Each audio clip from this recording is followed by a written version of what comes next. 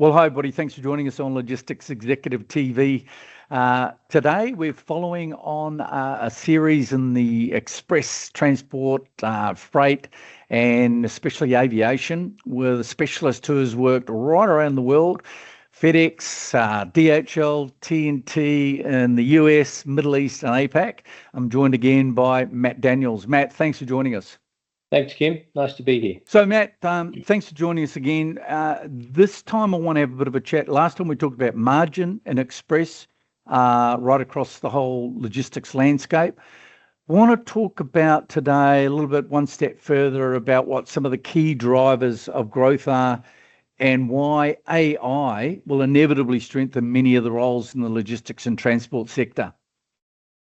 Yeah, thanks, Kim. Look, before I dive into how productivity and AI and robotics augment this, I'd just like to make a quick comment on China, Kim. We've just finished Chinese New Year, and It is a powerhouse. Look, in essence, I think most people are aware that China is a three-tiered economy. It's made up of consumer spending, exports, and fixed asset investment.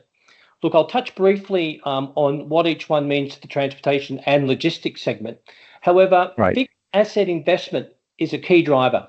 It's down at the moment, first time in decades, and that's because China's going through a decline in property market. But the good news is manufacturing investment is well up, and that's encouraging, and it supports the capacity to meet global demand. Now, China, I'm not sure if you've seen last year had a record-breaking trade surplus of 1.2 trillion. I did see that. Yeah, that's very good. That's something that has never happened before. Yeah. And a lot of these exports, I mean, the US accounts for 15%, Asia 47%, Europe 21%, Australia's only 2%. But in perspective, the US runs a global trade deficit of around 900 billion. And that's been up year over year. And that's particularly because of the tariffs. And a lot of consumers or importers there in the US have been ramping up volume before the tariff came in. So in layman's terms there, Matt, that's roughly about a trillion with a T. Yeah, that's right. It's very close to a trillion as a deficit. Yes.